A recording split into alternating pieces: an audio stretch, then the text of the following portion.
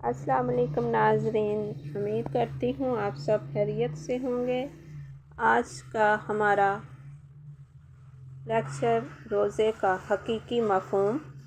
امام ابن قیم رحمۃ اللہ علیہ فرماتے ہیں، اصل روزے دار وہ ہے جس کے اعضاء کا گناہوں سے روزہ ہو، جس کی زبان کا جھوٹ اور بے حیائی کی باتوں سے روزہ ہو، جس کے پیٹ کا کھانے اور پینے سے روزہ ہو، جس کی شرمگاہ کا ازواجی تعلق سے روزہ ہو۔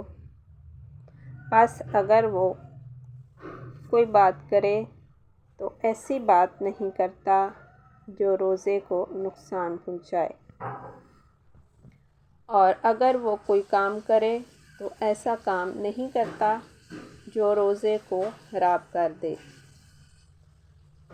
اس کی ہر بات فائدہ مند اور نیکی پر مبنی ہوتی ہے، اور اسی طرح اس کے اعمال بھی گویا روزے دار کستوری کی خوشبو کی مانند ہوتا ہے، جیسے ہر پاس بیٹھنے والا سونگھتا ہے، یعنی مستفید ہوتا ہے۔ اسی طرح روزے دار کے ساتھ بیٹھنے والا بھی اس کی مجلس سے فائدہ اٹھاتا ہے اور جھوٹ اور ظلم سے بچا رہتا ہے۔